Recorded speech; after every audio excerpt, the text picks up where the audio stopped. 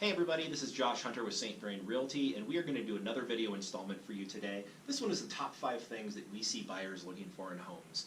This basically came from some sellers asking us, hey, what are your buyers that you're working with right now? What's important to them? We want to get our house ready and we really want it to shine.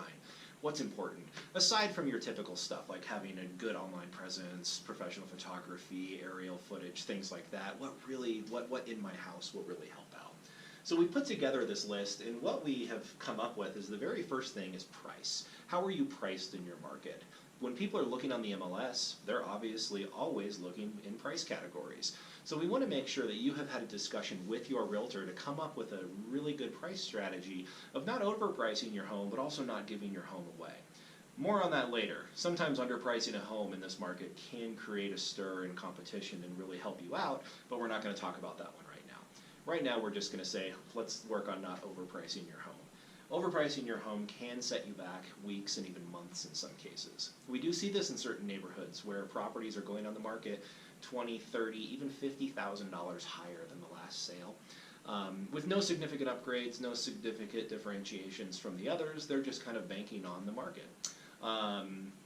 What we see with that, though, is that those are staying on the market longer. We're seeing price reductions, and in some cases, we're seeing them sit on the market 40, 50 days before they're even getting offers.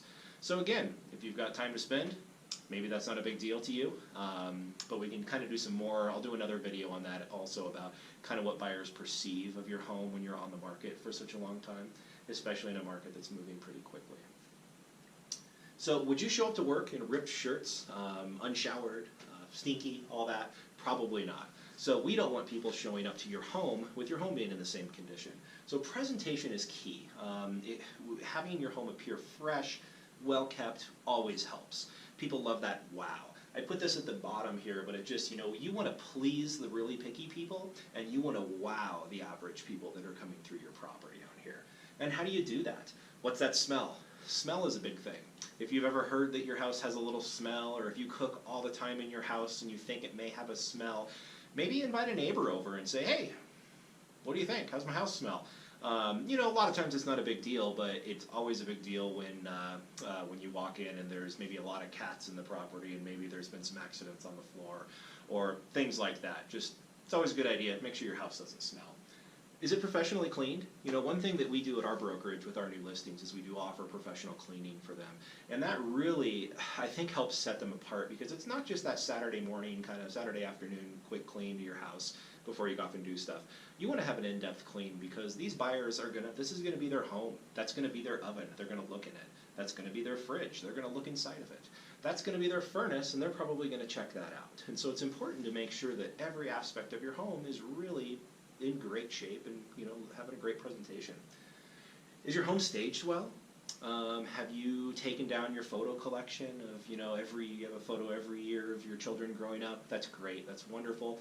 In some cases, it can be a little overboard for people. So talk with your broker, talk with your stager if they're offering you staging advice, and just come up with a good plan of how your home should present on there. I use the salt shaker collection on here as well. We all love our collections of things. We all have our decorations that we like. It's important to kind of take your personal attachment out when you're going to sell your home and really rely on the professional stager or the realtor's advice when it comes to, hey, I really think this is going to show better and appeal to a wider range of people if we do this. So anyways, just remember that. You don't show up to work like that. You don't want people to show up to your house like that. Professional updates? Well, this is an important one as well. And what I mean by professional is, have you done all these updates on, 2 hours a night every day for the past 3 years after work? Or have you hired a professional to come in and do a really nice, clean job on these? I'm not discounting the do-it-yourselfers and the handyman. A lot of them do come out nice, but I would really look closely at your updates that you've done and just make sure that they look really nice. Kitchens and bathrooms are usually number one. It's usually the first place that people flock to because those are usually the most invasive when you go in to do some things. Putting a coat of paint on, maybe putting some flooring in a room, not as big of a deal than remodeling your kitchen. So obviously pay attention to things like your bathrooms, things like your kitchen. Flooring is also very important, especially if you have a large footprint of your home. Not just what type of flooring, but more so the condition of the flooring. Again, that's going into how are we presenting the property to the market. If we have very nice carpet, but there's stains all over the carpet and it's ripped up where it meets the tile, etc., those are going to possibly be turnoffs depending on how you're priced in the market right now. So just make sure to pay attention to your flooring as well. Quality paint job with neutral colors always helps too. People like that. New paint, new carpet, fresh smell. Always works well. Major systems can be a major turnoff. I put disclose up here. I think it's very, very important for you to disclose what you know about your property. Now, this is not, making a warranty on your property. This is not saying, well, this works and this will always work. We have a seller's property disclosure in Colorado that will go through a lot of the major systems in the home and ask you very straightforward questions. Does your roof leak? Has it leaked in the past? Well, if you've had a roof leak in the past, that's not going to pull you out of the buyer's market right now. But we need to disclose, when did it leak? What did you do to fix it? Does it still leak? A lot of times, if you have something professionally repaired, it's not going to be as big of an issue as you think. What you're trying to avoid is down the road having that come back and burden you when they find out that maybe you did know about something that you didn't properly disclose up front. So take your time when you're going through that, answer it honestly, work with your broker on there, and I just can't stress that enough. I think I am a firm believer in disclosure. Beautiful counters, appliances, 30-year-old roof, and a clunky furnace. That's what I mean here about major systems can be a major turnoff. It's always nice to go ahead and have a fresh new countertops put in, buy new appliances, etc. But because we like those, we get to use those every day. We don't normally think about our furnace. But you're going to have a buyer coming through your property now that's going to invest thousands of dollars into this property, make it their own, and they also want to make sure that some of the other things are taken care of. So roofing can be very expensive at times. If you have a 30-year-old roof and you're going back and forth on, well, I have a roof that leaks, but I also have enough money to do my counters, you might want to talk with your realtor about what might be more important in that situation.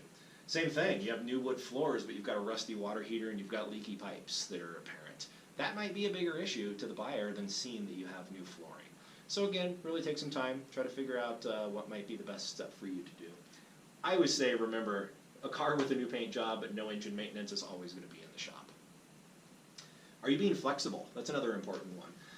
It's just important to convey and think about and talk with your broker about what you need.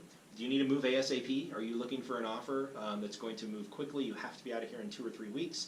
You might want to try to focus on market to cash buyers and also make your price attractive for that. Do you need to stay in your home until after closing? Are you transferring for work, but you don't need to move just quite yet? You want to get your finances in order. Are you building a house, but it's not going to be done quite yet? So a lot of situations that come into play with that, and it's very important to talk about what your options are going to be when buyers do come. There are things like seller rent backs that can be very attractive and helpful. Kind of know what you can do before you get into it. Are you soliciting for offers for a week and then picking? Something to think about. Think about all of your options before going to the market. That's it. That was 5. So anyways, thank you guys so much for watching. If you have any other questions or want us to answer some other questions for you that you might have, feel free to email us, call us, tag us on Facebook, whatever you want to know. We're trying to put together kind of some helpful videos on here to help people answer questions that they may not have asked yet. So anyways, thanks a lot. We'll talk with you later. Bye.